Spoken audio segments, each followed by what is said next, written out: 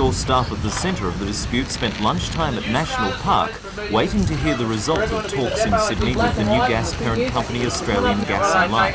AGL was tight-lipped about the negotiations with the Federal Gas Employees Union, saying only that they were extensive. The men will meet again at 7:30 in the morning to hear a report from the Secretary of the Union, Ken Howarth.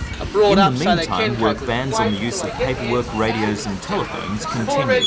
Newgas today reacted to the dispute by increasing the number of road crews working on leaks in the Newcastle and Maiden areas from 4 to 6. Tomorrow, the company plans to have 8 crews working on the backlog.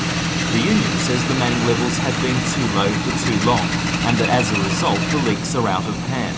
Union members also object to the use of contract labour on live work, and I understand this has been a major sticking point in the negotiations with AGL.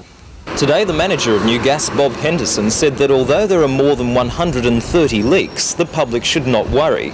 He said that with the increased number of service crews, the leaks should be cleared within 2 to 3 weeks.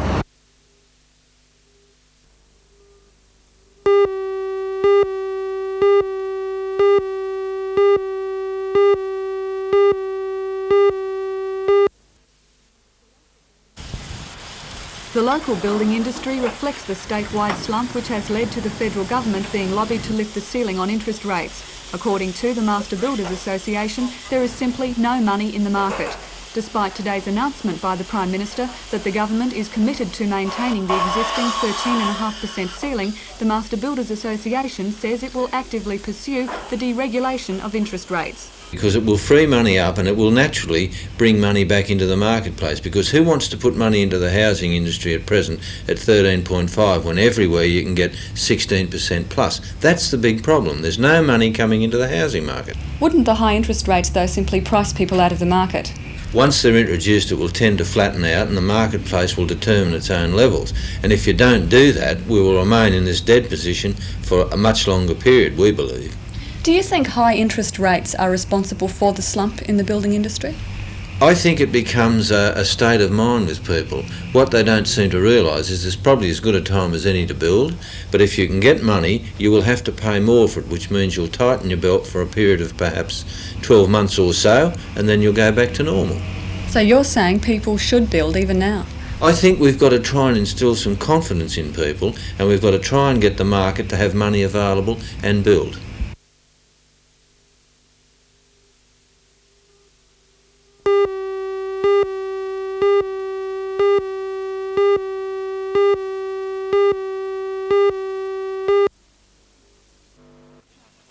Police numbers will be boosted in all areas along the Pacific Highway, from Hornsby on the outskirts of Sydney to the Queensland border over the Easter break. Around 87 police cars, 43 solo bikes, 6 random breath test units and 180 police on around-the-clock duty will be trying to keep the road toll down on the Pacific Highway, the state's major northern highway. Last year there were 2 fatalities in the Newcastle district, and it's hoped that full policing will bring even that number down. Over Easter, Newcastle's random breath test unit will also be joined by another 2 from Sydney. Superintendent Laurie Cotzey from Sydney's Police Traffic Branch arrived in Newcastle today to brief around 40 policemen from Gosford, Taree and Lismore on the blitz. He said lack of planning was only one of the problems with motorists over Easter. Lack of concentration. Fatigue is a factor. They're travelling long distances, perhaps after a day's work at the start of the holiday weekend, and we urge people to plan their trip, organise for a meal break or a spell, and change of drivers. They're the major things.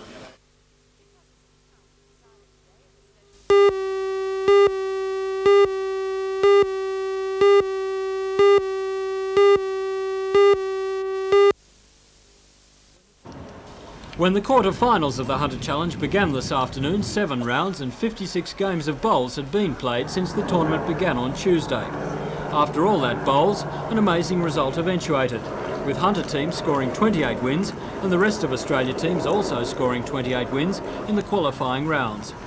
The best qualifier was the Newcastle B team of Terry McCabe and Bob Fishlock. They scored 6 wins and a plus margin of 27. They played Newcastle A, international pairs champions Barry Salter and Darby Ross, in today's quarters. The other local teams, the Upper Hunter pair of Max Harmon and Dennis Scott, and the Manning pair of Max Bale and Doug Newton, were up against each other in another quarter. The rest of Australia teams all finished fairly evenly, with all quarter-final qualifiers scoring 4 wins. The best qualifier from that section was South Australia's Ray Tume and Keith Linder. They played Queensland's Keith Godbolt and Arty this afternoon. The other quarter-final was between the Northern Territory pair, Fred Diamond and Fred Brown, and Tasmania's Eric Morse and Les Garland. The final of the ladies' singles was also played this afternoon, with Eve Whitshire proving too strong for Faye Craig. After 28 ends, the final score was 31-16.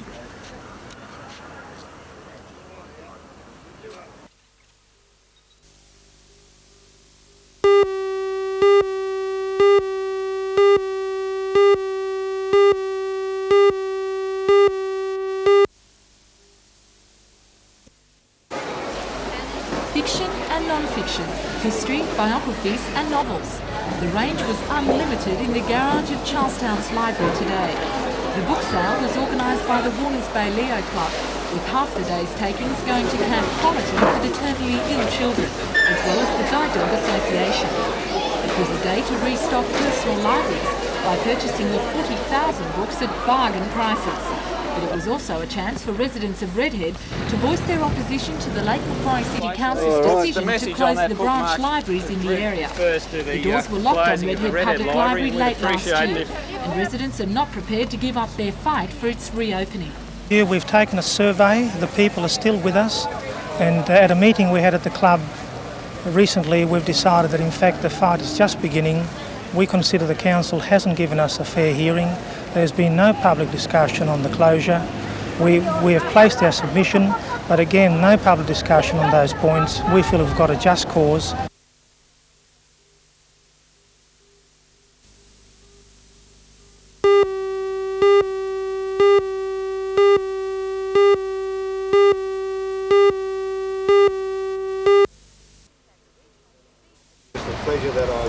It was a small yet proud group of friends and relatives that met at the Newcastle police station today to honour 25-year-old Tingra Heights man William Kirkhoff. Whilst on a working holiday at the Palace Pier in the English seaside town of Brighton, Bill was involved in a rescue attempt that has since been acknowledged by the Queen, with the presentation of the Royal Humane Society's Bravery Award by Chief Superintendent Lloyd Noonan.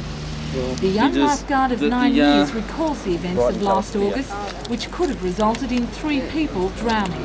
2 security guards on the pier went to rescue this person in the water. They became into difficulty and the boat capsized, and one of the security guards was knocked unconscious and dragged back into the water, and I went and rescued him. You were warned not to enter the water yourself? Yes, by a police constable there on the scene. He seeing the surf, and British may have a different idea of the surf to Australians, I suppose. In his opinion, he thought it was very dangerous, and it was dangerous, but I still went in.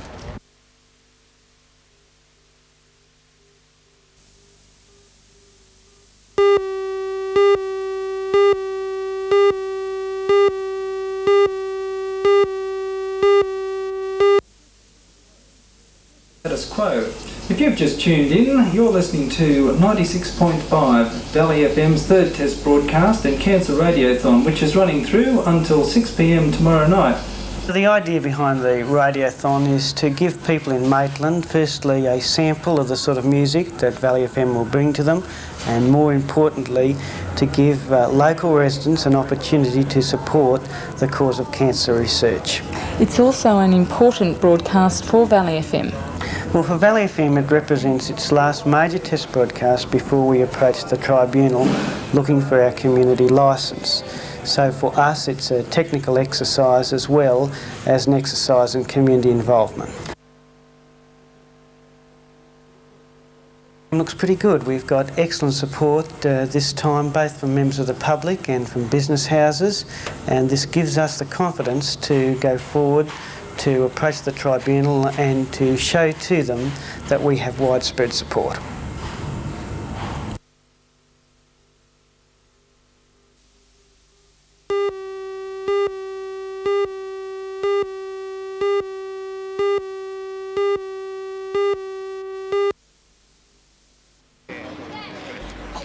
Assembling at Finnan Park in Grahamstown, riders of all ages set off on the 16-kilometre enduro trek around the Grahamstown Dam. The ride was organised by the Hunter Northern Kidney Association, and just to show that you're never too old for anything, heading the team was 82-year-old Ray Williams and other members of the Veteran Cyclist Association.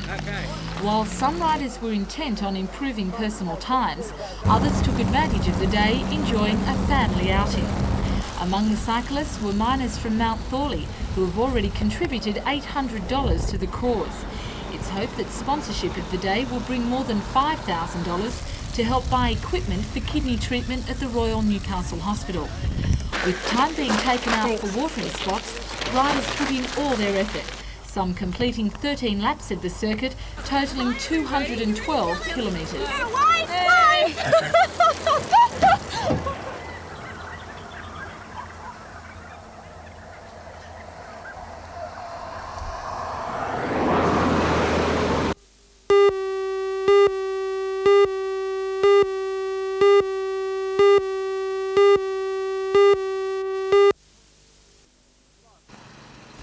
Last Monday, the council gave notice that 24 permanent caravans must go by September as part of a redevelopment of the caravan park aimed at attracting tourists. The residents formed a committee to fight that decision, and this morning representatives of that committee met member for Swansea, Don Bowman. Out of that meeting, he has decided to ask council to stay its hand in the matter, to arrange private consultations with local aldermen, and says he will make representations to the Minister for Local Government, Janice Crozier. It's his view that the improvement of the caravan park should not be at the inconvenience of the residents. The emphasis has been on Lake Macquarie Council. I think that it is up to the state government to act in such a way as to establish a reasonably clearly defined code that will let people know what their rights and responsibilities are if they are permanent dwellers in a caravan park. The residents are standing firm, and according to Committee Secretary Keith Wilson, there is only one suitable solution for them. For the 50 or so residents, both pensioner and non-pensioner, to be allowed to stay where they've selected to live, mostly for the rest of their lives. So nothing short of being able to stay there? Nothing short of that. Lake Macquarie Town Clerk John Rankin says council will offer the people comparable facilities at other local caravan parks, and as well, so what the arrangements residents have can you apply made for for those council people to who meet have the to cost shift? of shifting. We're prepared, and we've told them that we're prepared to accept applications from them for assistance. And although the council hasn't decided that as yet, but I believe that if people approach us, we'll look very closely at it.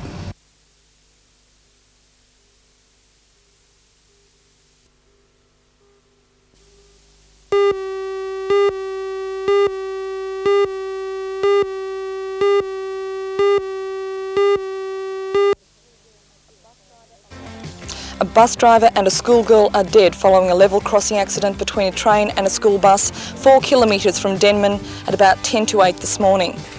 Officials are baffled as to how the accident happened because the level crossing is so clear. Join Ray Deneen and Anna Manzoni for all the news tonight at 6.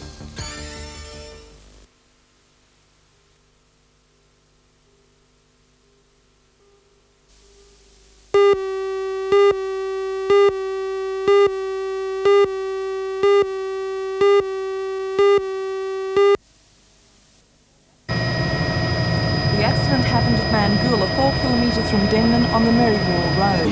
According to eyewitnesses, the bus carrying school children ranging in age from 5 to 18 was travelling on the road parallel with the railway line for some 500 metres before the crossing.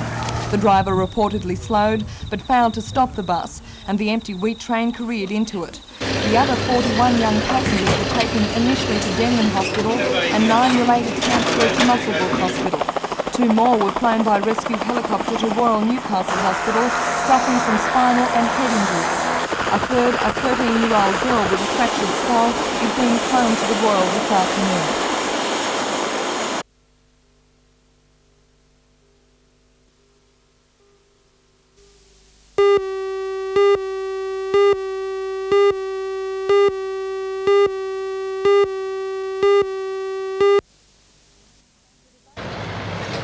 The debate over the best way of spanning Swansea Channel shows no sign of cooling. Last week, Newcastle Trades Hall Council called for a public inquiry. Now the Hunter Region Community Forum has demanded the same. The forum represents 42 community groups, all of which are opposed to the government's plans for a second low-level lifting span bridge. The forum says a public inquiry is the only way of genuinely considering every option. What we want is, of course, to look at all the various options, which would include a high-level bridge or variations of that, a medium-level bridge and a tunnel option, as well as the DMR's own proposal for an low-level opening bridge. As Don Bowman pointed out last week, the DMR has already conducted an inquiry. Isn't a departmental inquiry sufficient? Well, the DMR, all they did was investigate their own parameters, which were simply a very expensive option, a very expensive high-level bridge option, and their own particular approach. And so other options haven't been looked at all. The forum also has a contingency plan if construction does begin as scheduled in June. The group says road blockades may be employed to halt construction. So what would be the effect of a blockade? Well, the effect of a blockade is, in fact, the low-level bridge won't be built. That would be the effect.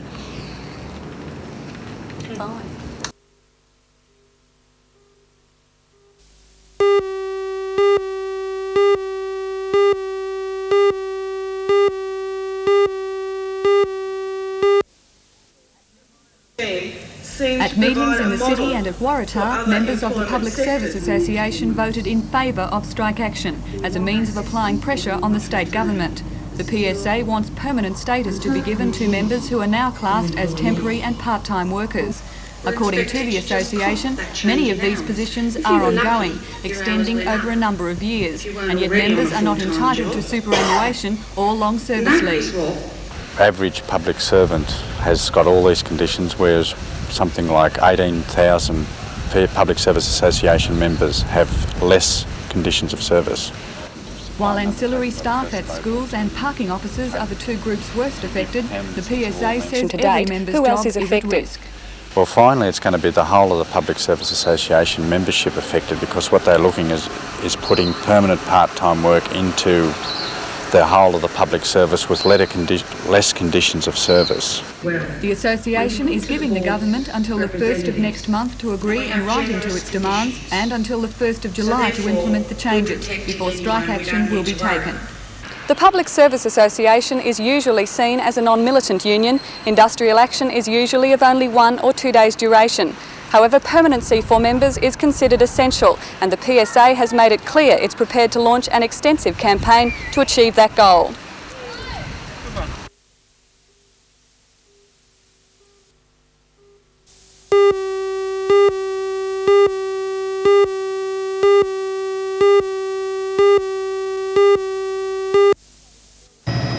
Yesterday's early morning crash near Denman was the realisation of a nightmare for the people of the area. For years they've been asking for improvements to the level crossings, and they've been lobbying the SRA to slow its trains down, fearing that one day there would be a serious accident on one of the 13 crossings in the Shire. The front of the bus bore the greatest impact. 48-year-old bus driver Alan Lane from Muswellbrook died after he was thrown 30 metres from the bus, and 5-year-old Angela Googe was killed in the accident. 12 others are in Denman, Muswellbrook, Newcastle and Royal North Shore hospitals. All are reportedly out of danger. It was a day of anger and confusion for the parents. It took some people hours to find out where and in what condition their children were in. And once the anxiety had passed, they were angry that it happened at all. I think there's something should be done about it. You know, like not only that crossing, there's other crossings with other school buses and that. Wherever the kids travel across things like that, they should be fixed that the kids can't get hurt. The State Rail Authority says neither its employees nor its equipment are to blame for the crash. It says it will assist the police in their inquiries. The police investigations are being carried out in anticipation of a coronial inquiry.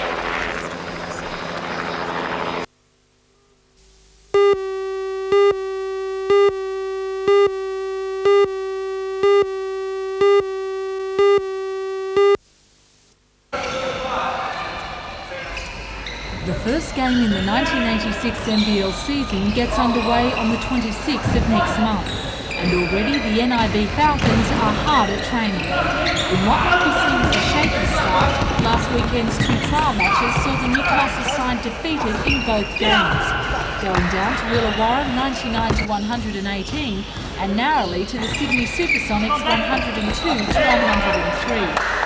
Although there are 8 new members to the side, coach Steve Johansson, himself a newcomer, says that the team is shaping up for the coming season. We're coming along okay. We had a couple of games on the weekend, as you're probably aware, and we lost those, but we were probably 3 weeks behind in preparation to at least one of the sides. The other side, we only got beaten by a point in a very physical game, so I was quite pleased in some aspects of the game. Well, this year there's a new coach and 8 new players. Is there enough time to get your act together? Oh yes, we've got plenty of time. We've got 4 weeks and 4 training sessions a week, plus another 7 games before the season starts. So we got plenty of time. Yeah.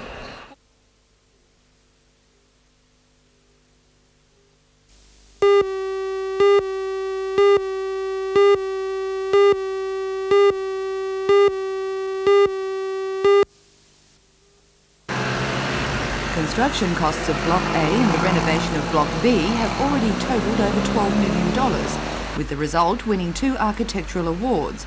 The buildings house the food and home science schools, offer vocational and leisure training in catering, butchery, food service and hospitality. It also provides courses in community education through basic education, participation and equity programs, outreach and an individual learning centre. Among the guests who attended the opening today were the Principal, Neville Thomas, the Director General of Technical and Further Education, Dr Alan Patterson, and the Member for Newcastle, Arthur Wade. Music was provided by a band from Newcastle High School. The Minister for Education, Mr Cavalier, then unveiled the plaque, officially opening the college. During his tour of the facilities, he stressed the importance of such an establishment. This cost $12.2 million and the refurbishment of the old brewery cost another $964,000. There's 80 staff in place and some 30 part-timers. The money for those people has been allocated and will be spent. It's really quite a massive injection into the wages bill for the hunter. Do you see any future in other establishments such as this being set up? Oh yes, there's already plans to establish one in Wollongong, another in Port Macquarie, and there's always plans to expand the very massive facilities at Ryde.